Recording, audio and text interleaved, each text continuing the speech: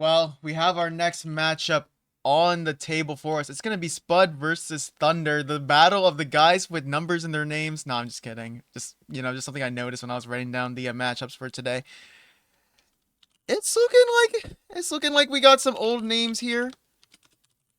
I think Spud, like, I don't know if that's the Finnish European player.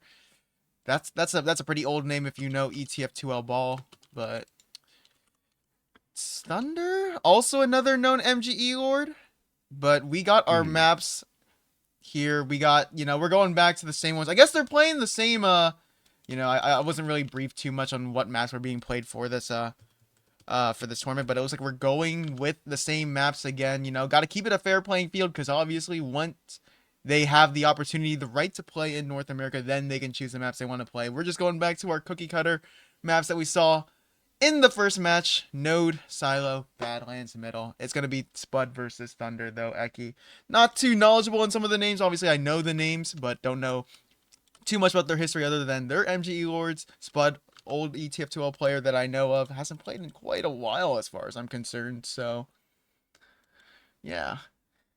I mean, haven't played in a little while, but if ever there was a time to come back, it would be when an all expenses paid trip to Philadelphia is on the line to participate in a massive MGE tournament land. So I'm excited to see what's going to be happening here between Spud and Thunder. I don't know any of the names, of course. I am not familiar with ETF2L ball, but I would like to get more familiar. I am not a ball knower, unfortunately. Now, if we were talking actual ball, then maybe I would know, depending on the ball. But that's neither here nor there. This isn't real ball. This is MGE. This is ETF2L ball, and I don't know really anything. I don't know much about. I don't really know much about ETF2L. I would like to know more, but I just don't know many Europeans. Look, as long as we cast a good game, that's all that matters. And I think the players are getting ready to go into the arena right now. We got Spud versus Thunder here on Silo, but I think we're going back. We're going back to Scout versus Soldier here again, Eki, and who knows, maybe it might play the same way, but Thunder is off to a lightning quick start. Yeah, I mean, living up to the name, just delivering pain here towards Spud here. I mean, this is just brutal, as already starting off with a 5-0 lead. Not even playing the high ground here. Waddling on the low ground. The Waddle Warriors have risen in the form of Thunder, and it's 7-0 off rip. Could potentially have a pick here in favor of Spud, and that's exactly what will happen. But now we've got Thunder on the high ground. Drops down to take the face fight. Taking the fight with the hit scan, not really using those rockets as much as we saw the previous matchup go with X using the rockets a bit more. But it looks like the hit scan going to be a little bit more of the favored weapon of choice for Thunder here. 10-2, now 10-3, loses that fight. Makes me wonder, because, he has Spud here on the height, but there's not really much height to play with, and that kind of eliminates the ability of the Scout to, dodge and weave. And we saw X hitting a lot of upward directs in the first match, but Thunder, he doesn't even need to worry about hitting upward directs. He just goes, shoots the rocket, quickly switches to the shotgun. Hopefully he hits a very deadly combo just like that, and it's just lights out from there, Eki. Yeah, I mean, this is just rough for Spud here. 16-3, and you are down by 13. I mean, well, now you're down by 14. I mean, you are struggling at this point. You are trying to claw back at any kind of advantage you can possibly find. Now down by 1 point away from victory for Thunder, and that is exactly what will come their way. So they've won the first round of this best-of-3 series on this map, and they're looking to take the second one. Maybe Spud thinking about a class swap, but no, they're going to continue playing the Scout here. Losing that first round very quickly, could potentially lose the second one here quickly as well. And it looks to me like Spud really isn't using a lot of their movement. They're not jumping very much. They're kind of just AD strafing back and forth, back and forth, back and forth. And they're taking a lot of really poor fights because of it. They're not using their height, they're not using their movement or anything to their advantage. And at a certain point, this kind of just becomes spawn camping. Do you remember when we were watching the MG 1v1 World Championship last year? We saw there wasn't a lot of many scouts, but obviously of the scouts that did play, they had a very keen eye for movement and just dodging and airstrafing around the rockets. Well, I don't know if we're gonna be able to see that right here because it's just, you know, Spud walking up hoping that he can hit a quick meat shot, but it's not working out so well. It's not. He's probably biding his time, waiting for the next map to come around because this might be a far gone match. I don't think it's gonna be able to be brought back at this rate. Well, I've seen crazier miracles in my lifetime, both in and outside of TF2 and all types of games. Miracles have occurred, so it is possible that Spud could come back. But ooh, tragic voice crack. Oh my goodness. But it looks like Thunder is going to be the one taking this one home. I mean, this series is pretty set in stone at the moment. I mean, this one is just...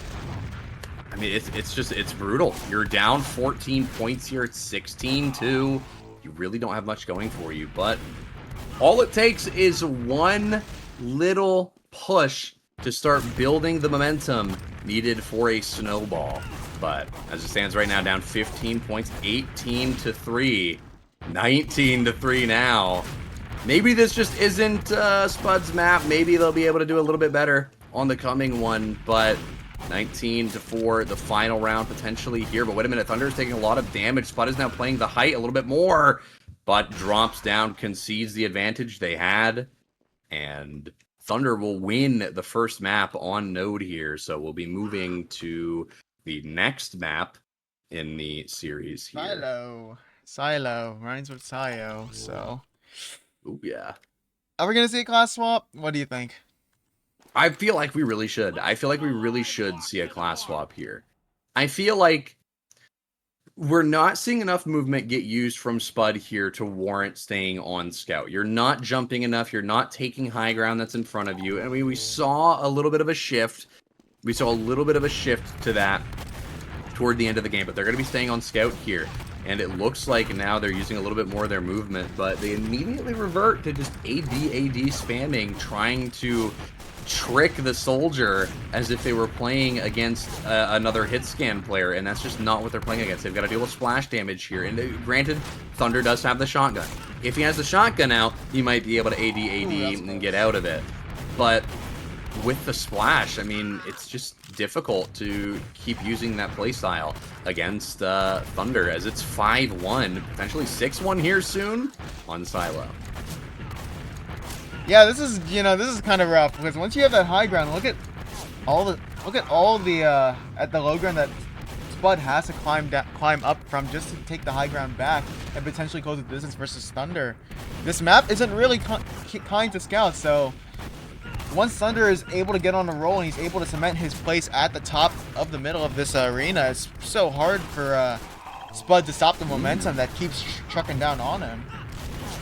Yeah, it is hard to stop it, but that doesn't mean it's impossible. Like I said, I've seen crazier miracles in other games. I've been a part of crazier miracles in other games, and right here we've seen Spud get a little bit of a twofer. Does not manage to get the third, but has clawed the lead down to 6, and now it's at 7. Thunder is going to be able to find another shotgun pick. Now it's 8, 13-5 here, not favoring Spud in the slightest. Good rocket from Thunder to make it a 10-point lead here, as this is just rapid fire, death after death after death for Spud, trying to take the 1v1 in the face of Thunder, but it is not working out for them, and they will probably have to swap their class for this next round, because it is do or die in the round after this, assuming that they don't manage to claw their way back in and win this one, which they will not. 6-20 is the final score for the first round, so hopefully they'll change their class, hopefully they'll change up their play style, but it looks like they're going to be continuing to commit to the scout. Yeah, this is a man, this is painful to watch. What can I tell you, Eki? You can try your best, and if you don't succeed, they do say to try again, but maybe there is a limit to trying again. But I was just confused there for a second, Eki. I thought that splash went through under the railings, but I guess not. It looked like it did. Did it? I don't know. I'm honestly not sure, but regardless of if it did or not, it's 7-1 here on the final potential round as Thunder is looking to take this one home. Thunder really wants this one to end quickly, and I don't blame him. He's been on a tear throughout this entire series, is up 3 rounds, only needs 1 more to take it home. So, I mean, this one is, this one's a little rough, all things considered. If he wins this round, it's gonna be over for Spud here. I believe they'll get sent down to the losers bracket. If I believe this is a double elim bracket. Yeah, this is a double elim bracket.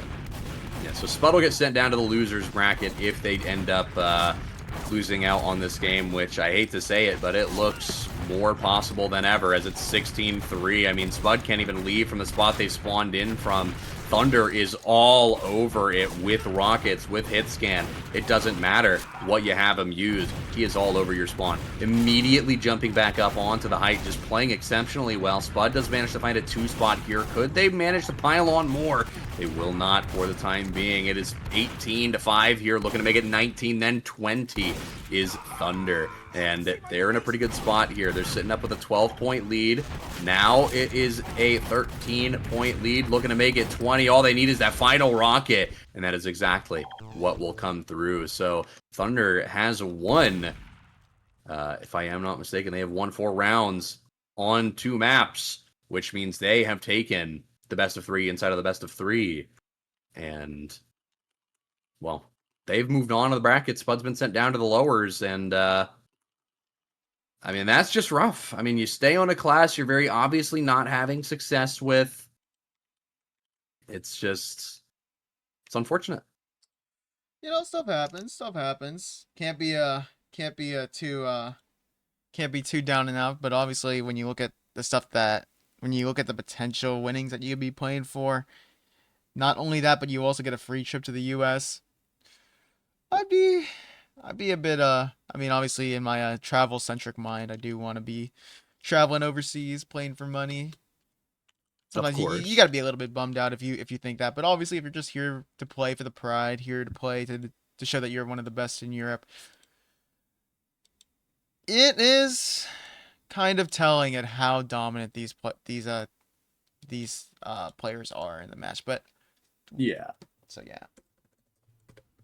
I don't know. That was just a very unfortunate matchup. I mean, it was a Scout v Soldier like we saw earlier in the day. And obviously, I feel like a lot of people, you don't need to know that Scout v Soldier favors the Soldier. That is like just bare minimum knowledge. The Soldier is going to have a better time than the Scout. Especially if when you're playing your Scout, you're not using your movement. You're not jumping around. You're not jumping between the boxes. You're not trying to dodge spam.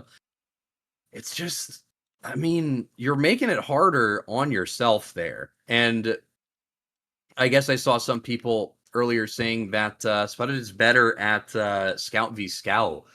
But, and I guess they really demonstrated that. I mean, they showed that with just how they played. It definitely seems that they are going to be better at Scout v Scout, but if you're not able to adapt on the fly right there and play like you're playing against a Soldier, and you're still moving like you're playing against a Scout, you're just destined to lose. I hate to say it, but you are destined to lose there if you're not able to adapt.